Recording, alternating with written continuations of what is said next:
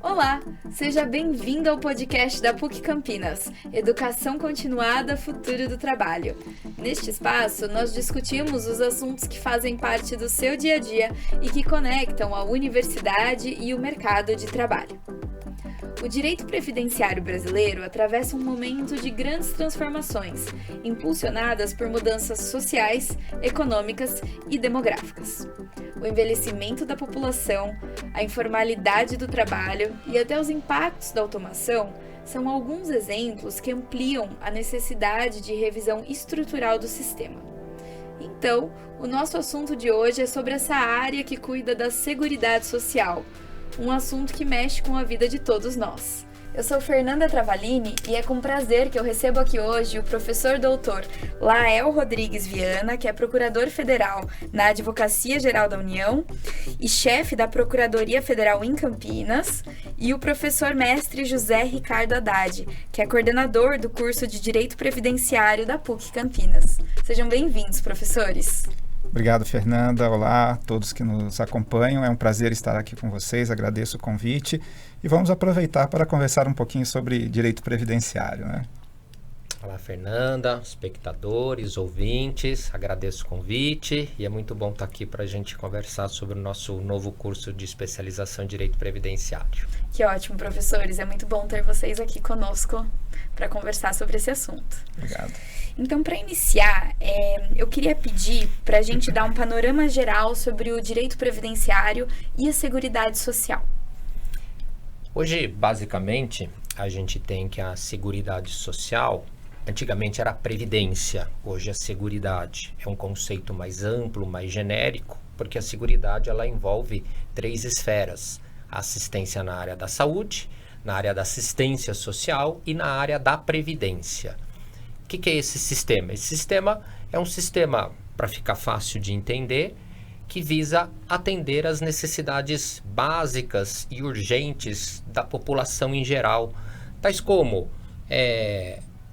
períodos de gravidez em que precisa se afastar do trabalho, invalidez, os benefícios previdenciários em caso de incapacidade permanente, ou seja, é todo um sistema feito para, obviamente, dar o suporte à sociedade em geral. E no caso, o nosso modelo brasileiro, ele foi inspirado em outros países? Professor Lael, acho que essa é sua.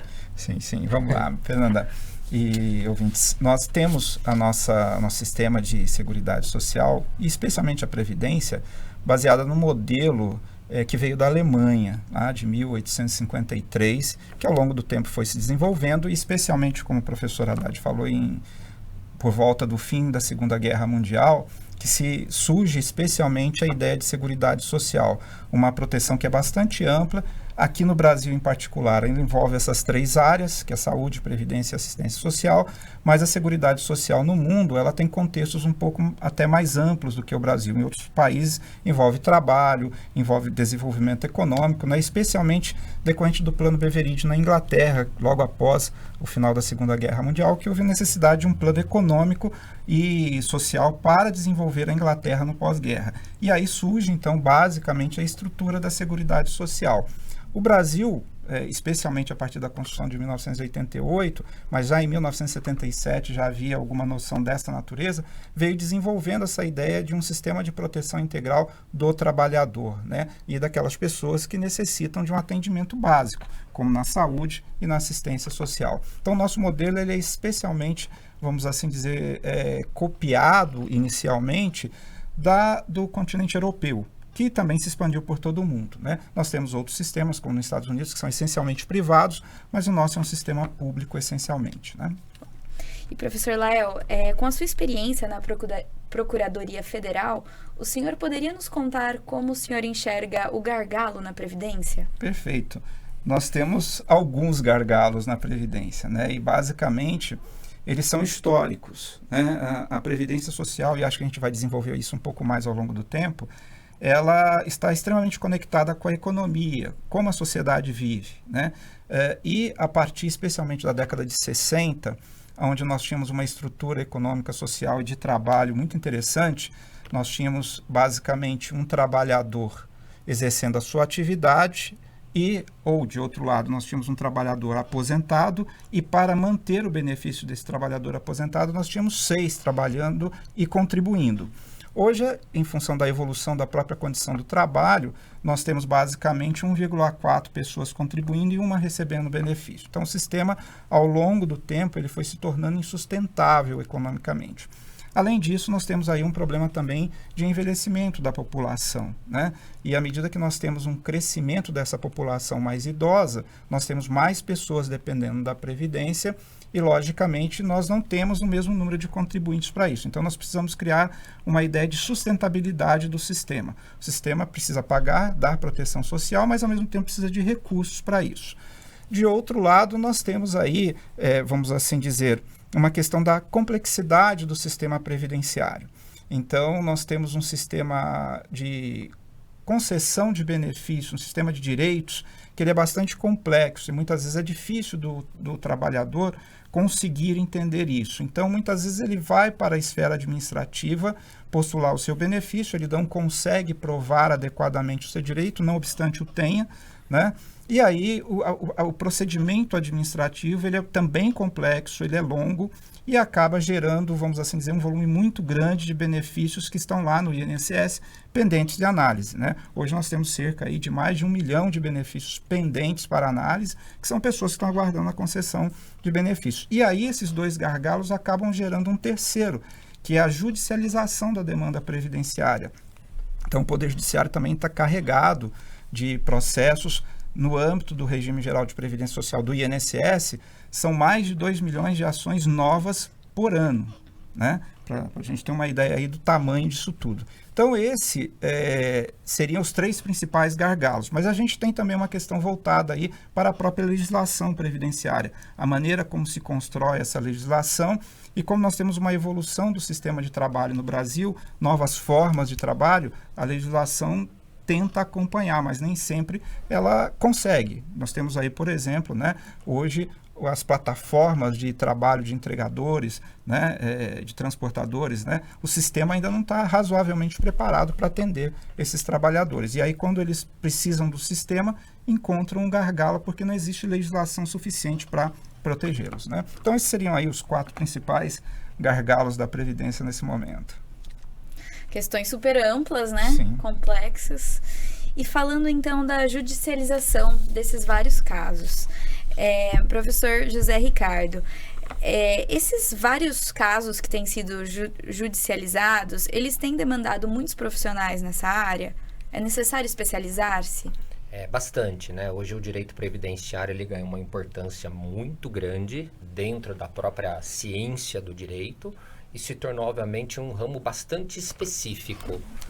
Claro que todo ramo do direito ele tem as suas especificidades, mas o direito previdenciário, aliado com todo esse contexto ligado à assistência social, à previdência, à saúde, ele ganha uma importância, né, muito grande. E o que a gente verifica hoje no mercado de trabalho? É muito difícil se encontrar bons profissionais que tenham a capacitação, a especialização na área do direito previdenciário. A gente encontra os profissionais muito voltados, né, às questões às vezes, de aposentadoria, pleitear benefícios individuais às pessoas físicas, mas o direito previdenciário hoje ele é muito mais amplo. Existe o lado, né, o foco das empresas, o direito previdenciário empresarial, né, bastante importante. É de lá, obviamente, que nós temos o grande custeio, o pagamento das contribuições, né, a máquina do Estado, são as empresas que empregam, obviamente, os trabalhadores. Lá que ocorrem os acidentes de trabalho, os casos de invalidez, ou são fatos geradores de muitos benefícios. E é difícil hoje se encontrar no mercado de trabalho profissionais que já tenham atuado ou tenham uma especialização ligado ao previdenciário empresarial. E ainda aprofundando um pouquinho mais, né? Para ser um profissional da área previdenciária, não basta saber o direito previdenciário, tem que ter as noções de direito do trabalho, direito tributário. Isso envolve, né, uma gama de conhecimentos que o curso de especialização aqui da PUC, ele tem essa finalidade. Ele foi criado justamente para suprir esse vácuo, né, que nós não encontramos no mercado de trabalho. Muito interessante. Então, esse profissional que ele quer se especializar nessa área, quais tipos de disciplinas ele encontra nesse curso para ajudá-lo a ter essa visão, então, tão ampla, né, e profunda de todas essas áreas? De uma forma geral, o curso está dividido em 4 módulos, né, e desses módulos se verifica desde a história da Previdência Social, os princípios que regem a Previdência, muitos deles são princípios constitucionais, estão lá na nossa Constituição. Um segundo módulo, ele é dedicado ao estudo do custeio, da sustentabilidade. Será que da forma como a Previdência Social hoje está constituída, ela é sustentável? O professor Lael acabou de falar aqui, né, do drama que se vive hoje em relação, né, ao custeio da Previdência. Um terceiro módulo, a gente vai encontrar o estudo dos benefícios. Quais são os benefícios que a Previdência Social, obviamente, concede aos segurados? Então, desde uma aposentadoria por idade, até um auxílio-doença, um auxílio acidentário.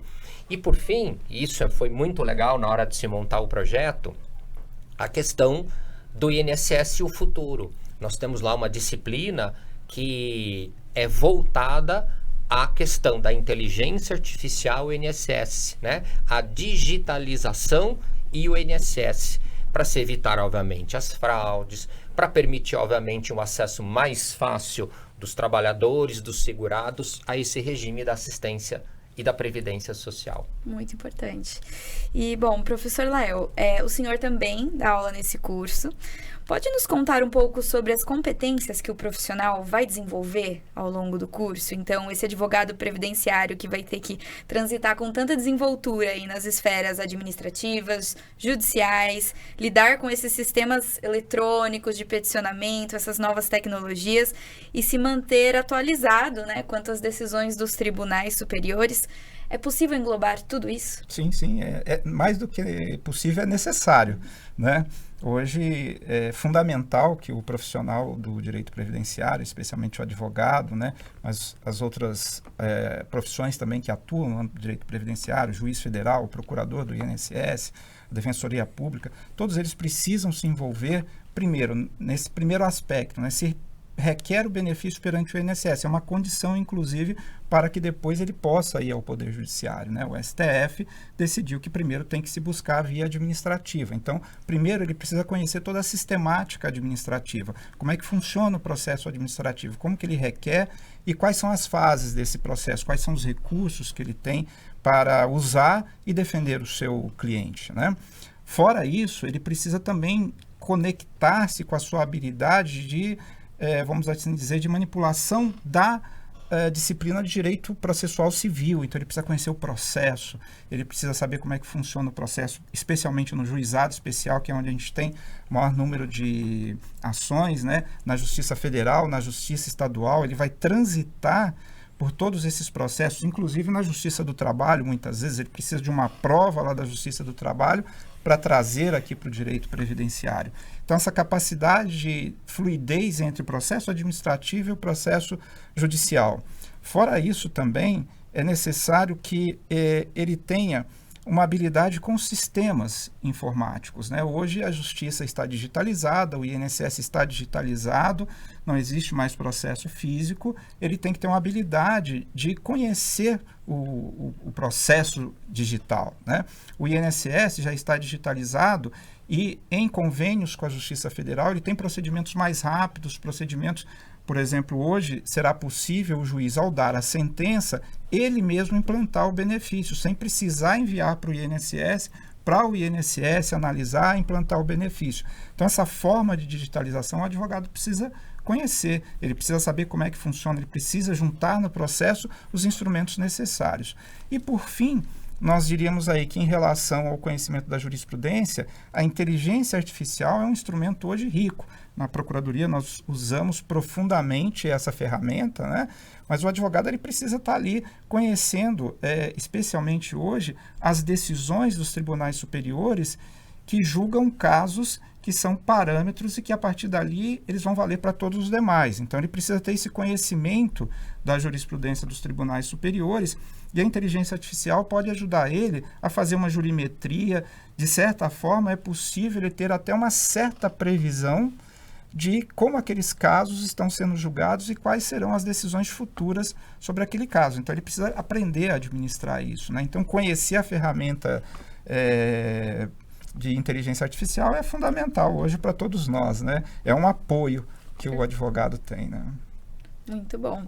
E então uma pergunta para os dois. Como os senhores enxergam a previdência no futuro?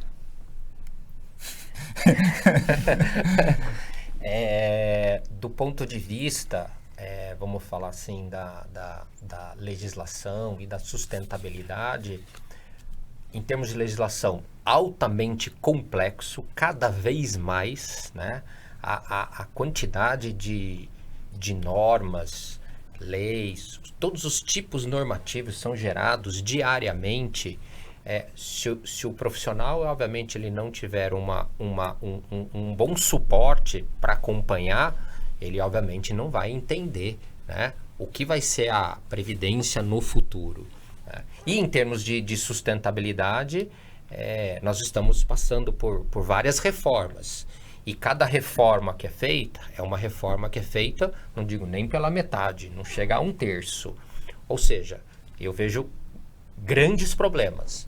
Se a sociedade não se mobilizar, amanhã poderemos ter uma previdência que não vai, obviamente, conseguir bancar, pagar todos os segurados, os necessitados, né, professor Léo? Sim, não, e acho que a ideia é essa mesmo, e a gente percebe ao longo do tempo, professora Haddad, Fernanda e os que nos ouvem, uma tendência a uma universalização da Previdência, porque nós tínhamos até pouco tempo uma Previdência dos funcionários públicos, ela ainda existe, né?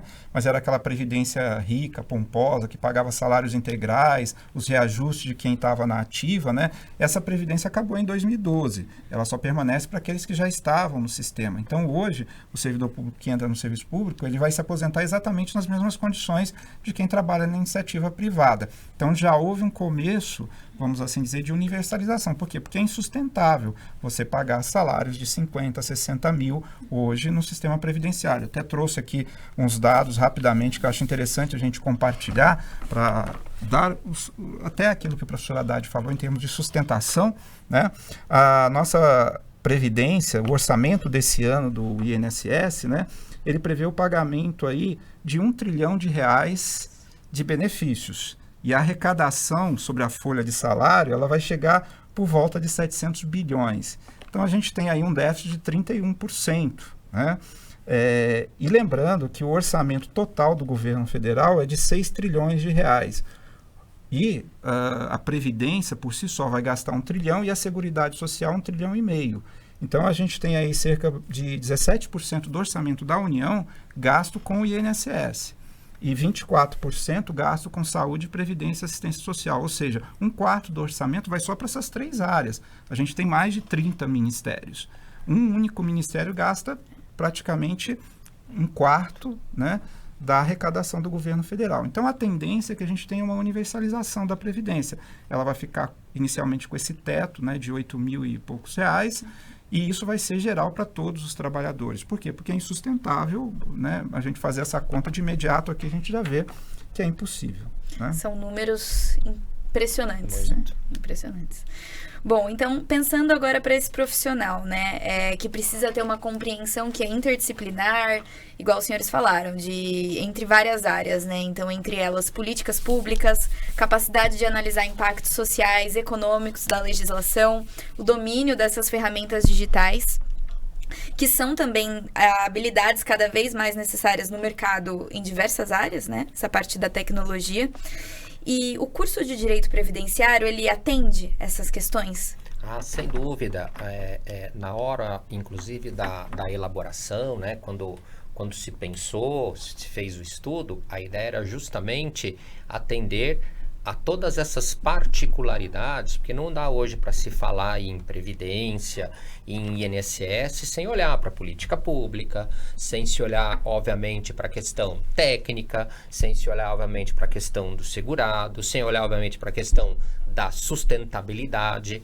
Então, até repetindo um pouquinho, né, que já comentamos anteriormente, nós temos uma disciplina dentro de um módulo que vai, obviamente, só falar sobre o INSS digital, né, o que o INSS tem hoje, como ele está se preparando, quais são as tecnologias usadas, principalmente para a prevenção de fraudes. Hoje a gente já tem, né, a prova de vida feita por biometria, não há mais a necessidade, muitas vezes, né, de se ir até a agência ou o banco, então se faz tudo. Então são mecanismos que, por um lado, asseguram a eficiência financeira e, por outro lado, previne fraudes, permite o acesso mais fácil do segurado. Então, todas essas discussões estão englobadas aí no nosso plano de curso. Com relação às políticas públicas, o módulo sobre sustentabilidade, o custeio, esse é um módulo importantíssimo, onde vai se discutir justamente essas questões que o professor Lael colocou, né? A necessidade da universalização, ou seja, para que não tenham privilégios, né, ou castas, como existia antigamente. Muito bom. E pensando ainda desse ponto de vista das dinâmicas de trabalho que são apontadas como tendências para os próximos anos, tendências gerais, né, que vão influenciar aí diversas áreas de atuação. Uma delas é a parte ambiental, a parte ligada à sustentabilidade. Como que o curso também pode ajudar esse profissional a lidar com questões de compliance e ESG, por exemplo? Professor Lael, vai que depois eu faço completa, vamos lá. Sim, nós temos uma questão que até o professor Haddad tocou há pouco, muito importante, né, em termos de ambiente do trabalho. Então, quando nós pensamos em termos de ambiente do trabalho, isso tem uma consequência não só para o direito do trabalho, mas também para o direito previdenciário, e muito importante. Então, as condições que a empresa dá aos seus trabalhadores de um ambiente saudável e que permite, então, o trabalhador exercer com segurança o seu trabalho, sem sofrer acidentes, sem sofrer doenças do trabalho, né? É uma condição que a empresa precisa se preocupar. Por que ela precisa se preocupar? Porque isso repercute, inclusive, no financiamento da Seguridade Social, na contribuição que essa empresa vai fazer. Na medida em que ela tem um número maior de acidentes, em que há um número maior de doenças do trabalho relacionadas ao seu ambiente de trabalho, ela tem uma contribuição que vai se elevando, podendo chegar ao dobro da contribuição que as outras empresas concorrentes dela vão pagar. Então, para que ela tenha uma posição saudável no mercado, que ela possa oferecer o seu produto com um valor legal, ela precisa ter uma preocupação com o ambiente do trabalho desse seu cooperador. Então, ela precisa ter um ambiente saudável para que ele não fique a sustento da sociedade, por exemplo, recebendo um benefício previdenciário por um acidente do trabalho, né? Então, esse é um aspecto assim, bastante relevante, que repercute no âmbito do direito tributário, que repercute no âmbito do direito do trabalho e que nasce aqui dentro do direito previdenciário também, né, doutora Haddad? E bastante interessante, a gente fala muito de juiz, advogado, mas o curso, ele não é feito só para quem é bacharel em direito, ou o curso necessita ter noções de direito. Não, a ideia do curso é permitir que diversos profissionais, contadores, gestores, recursos humanos, administradores, podem facilmente estudar, participar do curso. Por quê? Porque o curso ele tem por finalidade mostrar uma visão bastante ampla, genérica. Claro, vamos descer as particularidades, não tem como falar em direito previdenciário sem falar em processo, sem falar, obviamente, em jurisprudência, mas a ideia é capacitar os mais diversos profissionais para poder lidar com as questões principalmente ambientais. E hoje, quando a gente fala em meio ambiente, o meio ambiente do trabalho, nós não estamos falando só dos riscos físicos. Hoje a gente tem um foco muito grande nos riscos psicossociais, ou seja, até a doença do futuro, né? É o assédio moral, né? É o burnout.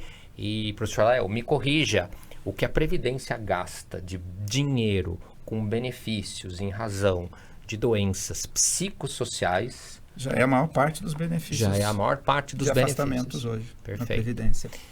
E só complementando uma coisa, Fernando, doutora Haddad também, em relação ao compliance previdenciário aqui, né, que é a empresa ter um corpo jurídico que possa lhe auxiliar, lhe orientar para evitar exatamente esses gastos desnecessários, né? Às vezes é aquele negócio, é melhor cuidar do que depois tentar remediar, né?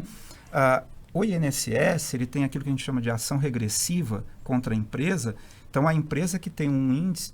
Na verdade, assim, todo trabalhador que sofreu um acidente do trabalho, se a empresa agiu de forma negligente, o INSS tem uma ação contra a empresa para cobrar dessa empresa tudo que ele vai pagar de benefício. Então, por exemplo, eu já participei de várias ações dessa em que o trabalhador morreu, um trabalhador com 20 e poucos anos. Então, ele deixou dependentes. Esses dependentes, se fosse a mulher, né, a companheira, vai viver aqui até os 75, 78 anos. O INSS vai pagar benefício para essa pessoa até os 78 anos. Ele vai cobrar da empresa todas as prestações relativas a esses 40, 50 anos que ele vai ter que pagar para a pessoa. Nós já tivemos casos que a empresa se tornou insustentável porque com a ação regressiva do INSS ela não tem receita para pagar o prejuízo que ela deu ao trabalhador, seja prejuízo material, mas principalmente o prejuízo moral à família, né? Sem contar ainda as ações trabalhistas, ação penal que está sujeito os proprietários da empresa diante de um acidente do trabalho. Então, ter o compliance como curso oferece essa postura, esse conhecimento para que o advogado possa orientar a empresa em como tratar os seus trabalhadores, evitando, né, que ela tenha uma ação fiscal, uma ação do INSS contra ela para cobrar aquilo que ela foi negligente, né? Então é um ponto extremamente importante. Hoje, só finalizando, para a gente não estender muito, hoje uma empresa, para obviamente ter um mercado a seu dispor, a empresa precisa de regras rígidas sobre compliance. Inclusive, são regras que constam em instrumentos contratuais. Hoje você não compra, você não vende, se não existir, obviamente, o compromisso, né, em obedecer à legislação e em cumprir as regras. E agora, ainda falando, então, dessa atuação no mercado de trabalho, voltando num assunto que já mencionamos um pouco, que foi a questão da inteligência artificial no cotidiano desses advogados ou outros profissionais que estão aí no direito previdenciário. Qual que é o impacto dessa ferramenta? Como ela pode ser utilizada? Ela é uma ameaça de alguma forma? Como paira aí um certo fantasma hoje? Como os senhores enxergam? Não, muito pelo contrário, né? A gente sabe que existe todo esse temor e muitas reportagens até contam isso, né? Olha, a profissão que vai sumir no futuro, né? Isso é bastante relativo. Aqui no âmbito da advocacia, dificilmente isso vai acontecer. A análise do fato, ele precisa de uma visão humana. Não dá para a inteligência artificial ainda chegar a esse ponto. Então, a partir dessa condição, o advogado não precisa temer. Muito pelo contrário, a IA funciona melhor ou pior em função daquilo que o advogado lhe fornece de informação e de orientação. Mas pensando em termos de IA agora, no exercício diário da advocacia, né, existem pelo menos 3, 4 pontos aí relevantes para a gente comentar bem rapidinho, né? Um deles, especialmente, é a pesquisa jurídica. As ferramentas de IA hoje que estão altamente especializadas e o advogado pode desenvolver a sua própria pesquisa, né? Ele consegue uma pesquisa robusta, uma pesquisa muito mais próxima do caso que ele está defendendo. Não uma jurisprudência genérica que ele tenta desviar para aplicar o caso dele, não. Ele consegue identificar jurisprudências específicas para aquele caso que ele tem, né? Um outro ponto que eu considero interessante também é a análise de documento. O segurado, quando procura o advogado, ele chega com um calhamaço de documentos, né? Às vezes fotos, às vezes contratos, né? E tem que analisar tudo aquilo. E à medida que ele vai usando a IA, treinando a IA para fazer essa análise, ele ganha tempo, ele ganha eficiência no exercício da sua atividade, né? No âmbito das instituições jurídicas, nós temos aí a questão da automação das tarefas, né? Hoje o INSS tem várias análises que são automatizadas. Então, o segurado, por exemplo, entra com um pedido de benefício, o sistema analisa sem a participação de um servidor e defere ou indefere o benefício em função daqueles parâmetros, né? As grandes instituições jurídicas como o INSS, a Procuradoria do INSS, o Poder Judiciário, já trabalham com essas ferramentas, já indicam caminhos, né, para melhorar esse processo. Então, conhecer esses processos é muito importante. Por último, aí, análise preditiva, né? O advogado, quando vai entrar com uma ação, vai propor um processo a favor do seu cliente, ele tem que ter uma noção das possibilidades ou probabilidades de êxito ou não daquela ação.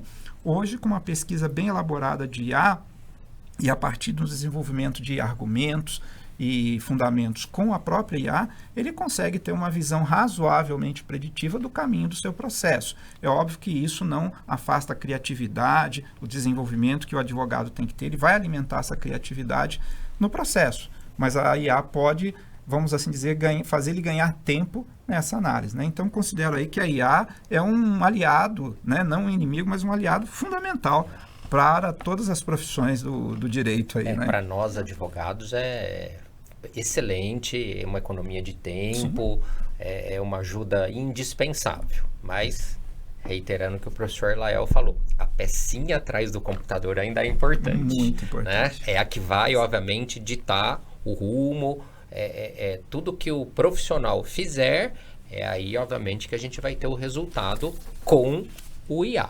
Né? Então, é importante o profissional ele ter as noções, ele pode não saber tudo, mas ao ter essas noções, ele consegue, obviamente, com a ajuda, né, da inteligência artificial, conseguir aí um resultado, né, muito bom, né, com muita qualidade. Excelente. E, bom, estamos falando aqui de um curso de especialização em uma instituição que é consolidada, que tem professores altamente qualificados. E, além desses diferenciais, o que mais a gente pode destacar sobre esse curso? O primeiro nome, né? PUC Campinas é uma universidade de tradição. Eu sou professor aqui na PUC há quase 30 anos, né? Sou professor da graduação, da pós-graduação em trabalho e processo de trabalho, agora coordenando o curso de previdenciário. Então, primeiro de tudo, né? O nome, né? Segundo, você mesmo citou, a tradição, né? Ao replicar, obviamente, o sucesso de décadas da PUC, tenho certeza que o curso de Direito Previdenciário vai ser um curso muito procurado, vai ser um curso que vai, obviamente, atender e superar as expectativas, né, dos nossos alunos. E terceiro, a qualidade dos profissionais que a PUC exige, né? Estamos aqui, professor Lael, né? Autor de várias obras, procurador assim há anos, já atuou no Superior Tribunal de Justiça, Supremo Tribunal Federal, tem um amplo conhecimento. Então, todo o corpo docente, obviamente, ele tem essa alta capacidade técnica para sempre manter e aumentar ainda mais o nome da PUC no mercado. Excelente. E no caso ainda do curso da pós de Direito Previdenciário, ela está num modelo pedagógico, digamos assim, que é recente, que está sendo implementado na PUC, que é a nova assinatura pedagógica. Como é que funciona? Por falar em inteligência artificial, né? O curso da PUC, né? Já, né? Fazendo uma analogia bem grosseira, mas o curso ele vai ser à distância, mas síncrono, ou seja, as aulas ao vivo, os professores interagindo, obviamente, com os alunos do Brasil inteiro. Nós vamos, obviamente, ter os chats onde serão possíveis tirar as dúvidas, os questionamentos. Temos uma plataforma magnífica onde é possível colocar artigos, doutrinas, fazer fóruns, debates.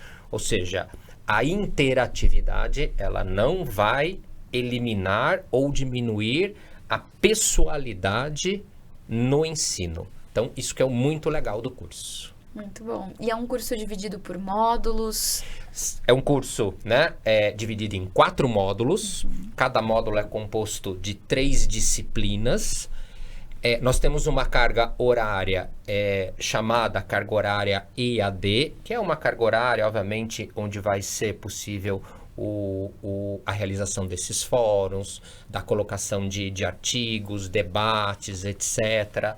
Além, obviamente, da grande carga horária, que é a carga horária, né, do contato, do ensino. E cada um desses módulos está, obviamente, focado numa das questões ligadas aí à previdência. Então, já falamos aqui, né, a primeira parte, uma parte mais geral, onde vamos ter aqui um pouco da história, dos princípios, como se tem hoje a estrutura do direito previdenciário, da previdência social. Aí um segundo voltado para previdência empresarial, onde a gente vai discutir, obviamente, todas essas questões, um meio ambiente seguro, os reflexos, quais as atitudes que a previdência, obviamente, ela pode tomar diante da ocorrência de um acidente, de um evento. O outro módulo focado muito nas políticas públicas, a questão da sustentabilidade e do custeio. Nós temos duas grandes leis, né, que regem a previdência, o plano de benefícios e o plano de custeio. E o último módulo, muito ligado à inteligência artificial, à digitalização, ao processo digital, como se tem hoje essa evolução tecnológica na previdência social. Muito bom. E então, também pensando nesse desenvolvimento que o aluno tem ao longo de todas essas disciplinas, todas essas partes do curso. Ele vai desenvolver habilidades e essa área do direito, ela envolve em especial uma habilidade para lidar com as histórias de vida das pessoas. Então, por favor, nos contem um pouco sobre a importância que é ter um olhar mais humano, uma empatia, escuta ativa, para atuar no direito previdenciário. Sim. Professor, eu acho que isso acho que é assim, nas audiências ou nas situações, eu imagino que o seu impacto ele é muito maior. Não, a Previdência, especialmente o regime geral de Previdência Social, né, que é onde está o foco do curso, apesar de nós termos também a Previdência do servidor público, do militar, do político, né, que são sistemas, e a Previdência complementar, né, mas a Previdência, especificamente do regime geral do INSS, trabalha, na sua maior parte, com uma população mais carente, uma população que está ali, que saiu da assistência social, mas o trabalhador médio brasileiro, né? Então, a gente tem aí um pagamento de um benefício médio no INSS de cerca de R$ 2.400, R$ 2.500, né? Para a gente ver o nível da população, né, que é atendida. Então, o advogado, o magistrado, o procurador, eles precisam ter uma visão essencialmente humana da pessoa. A Previdência existe para atender a pessoa, não para atender o INSS, não para atender o servidor do INSS, né? A Previdência está predisposta como uma política pública essencial para essas pessoas que trabalharam anos e que agora necessitam buscar um benefício para ter um momento mais tranquilo na sua vida. Ou em outros casos, né, em que ele sofreu um acidente, seja relacionado ao trabalho ou não, né, que a sua renda pare e ele precisa de um auxílio para poder sobreviver, a maternidade e tantos outros fatos que são cobertos pela Previdência. Então, quando você está diante dessa circunstância, você precisa ter um olhar humano, porque muitas vezes essas pessoas não sabem dos seus próprios direitos e muito menos como prová-los, como exercê-los. O advogado, o juiz, o procurador do INSS, eu falo aqui muitas vezes o procurador do INSS, porque nós temos uma função de identificando que o segurado está ali e comprova todas as condições, ainda que tenha havido um erro administrativo, nós temos o dever de reconhecer o direito e propor ali a solução para aquela questão. Então, são muitos os casos que a gente se depara, né? Eu mesmo já deparei inúmeras vezes, até fora do processo. Uma vez, quando meus filhos eram muito pequenos, nós fomos comprar ali uma pipa para ele soltar, né, um papagaio, não sei como que aqui em São Paulo se fala, mas nós entramos numa lojinha e fomos comprar ali a pipa. E ao entrar nessa lojinha, a cena que eu vi foi extremamente assim impactante, porque a pessoa que nos veio atender estava numa cama de rodas, deitada de bruço, e veio nos atender. E veio conversar e aquilo me impactou muito. Eu fiquei curioso para saber como que ele estava atendendo numa lojinha que ele montou, e ali vendia-se pipa, era uma papelaria, na verdade, né? E eu comecei a conversar com ele, mas o que aconteceu? Chegamos ao ponto que eu consegui perguntar o que aconteceu. E aí ele me falou que trabalhava numa obra de construção civil, sem registro. Ele caiu, sofreu um acidente e perdeu os movimentos do corpo. E como ele não tinha registro, tinha nada, ele não conseguiu nada do INSS. E é óbvio que ele tinha direito, né? A questão da prova, e ele não estava recebendo nada. Então, para viver, ele tinha que trabalhar do jeito que era possível, né? Quer dizer, você precisa ter um olhar humano para entender que aquela pessoa tem um direito, ela precisa desse direito, e eu preciso correr atrás para solucionar essa questão, né? E aí são várias outras situações que a gente poderia se recorrer aqui como exemplo. Então, precisamos criar esse olhar humano, não só da parte do advogado, do juiz, mas do procurador do INSS também, porque vendo a situação ele tem que reconhecer o direito, né? A própria legislação, né? A gente pode falar hoje que a legislação ela está mais humana. Antes vocês eram obrigados a ficar recorrendo indefinidamente até a última instância. Hoje os procuradores já têm o poder de fazer acordos, verificar que, obviamente, aquela discussão, o INSS não vai ter uma vitória, vai, obviamente, penalizar o segurado pelo tempo, vai, obviamente, fazer com que o INSS gaste mais, depois tem que pagar tudo retroativo. Então já pode chegar a não recorrer de uma decisão. Tudo isso acho que vale a pena destacar, né? O aspecto humano da lei, que também, obviamente, porque de nada adianta o procurador ser humano e a legislação ela não ter, obviamente, esse olhar também. Então a gente tem muito essa questão hoje. Volta-se para o legislador aí também, né? Para ele também ter essa visão humana, né? Tudo interligado. Perfeito. Bom, então agora caminhando já para o final, a pergunta-chave desse podcast. O que é, para os senhores, o futuro do trabalho dentro do direito previdenciário? Quer começar? Eu começo. Pode ir. Assim eu copio depois. Olha, eu acho que hoje, se a gente for parar assim no tempo, hoje eu acho que o grande foco é o trabalho digital. Né? Como compatibilizar, né? O regime da Previdência, a questão desde o custeio, benefícios, etc., com as novas formas de trabalho que estão aparecendo. Né? Eu acho que esse é um grande desafio.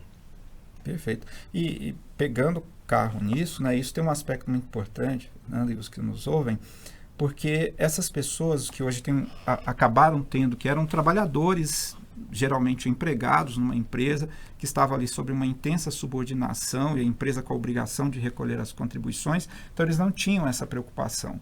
Hoje, com o crescimento desse trabalho digital, o home office, né, e com isso as pessoas migram do emprego para outras formas de trabalho, elas acabam não se preocupando tanto com a questão da aposentadoria, né, em fazer uma contribuição que no futuro lhe garanta uma condição mínima de sobrevivência. Então, nós temos muitas pessoas que migraram, elas acabam contribuindo aí como MEI, formas simplificadas, né, que vão gerar para ela no futuro uma aposentadoria de um salário mínimo, né? Então, o que você vê com isso é que isso acaba incentivando uma diminuição no recolhimento da contribuição e essas pessoas no futuro acabam tendo uma aposentadoria também menor. Então, o que a gente precisaria aí, né, tanto de uma legislação, mas principalmente, né, que as pessoas se atentem que essas formas de trabalho não fazem elas escapar de um compromisso de garantir o seu futuro, seja por uma previdência pública mínima garantida e também por uma previdência complementar, né? Ou você vai pagar para o INSS e ter um benefício do INSS, ou você vai pagar um mínimo para o INSS e guardar um pouco como previdência complementar. Nós, brasileiros, não temos ainda essa cultura, isso não é ensinado nas escolas, né? E a gente precisa desenvolver essa cultura para abarcar esse futuro que o professor Haddad disse aí, né, do trabalho no Brasil. Né? Acho que isso é um ponto extremamente importante. E pegando também um gancho da sua pergunta, que eu acho que também vale a pena, uma outra questão, inclusive a gente trata, existe uma disciplina dentro do nosso curso, a questão da migração. Né? Hoje a gente está vendo muito a migração entre países, como fica, né, o trabalhador de fora que vem aqui, ou o brasileiro que vai para lá, né? Como fica o regime, principalmente da assistência social, da saúde, essas pessoas às vezes são ilegais, mas prestam serviço, têm renda, né? Como é que o Estado, obviamente, deve lidar com essa situação? Inclusive, os trabalhadores formais, né? Vai se discutir muito a não bitributação. Se você já recolhe num país, não vai recolher aqui. O que é recolhido naquele país, o INSS aqui reconhece, pode ser reconhecido como tempo de serviço. Então, isso também, né? O futuro do trabalho está muito ligado a essa universalização, né, do trabalho. Pontos importantíssimos. Sim. Então, professores, eu agradeço muito a participação tão enriquecedora de vocês sobre esse tema que fala da vida de todos nós, afinal. E agradeço a você que nos acompanha. Educação Continuada, o Futuro do Trabalho, é uma produção da PUC Campinas que você pode acompanhar pelo Spotify ou YouTube. Até a próxima!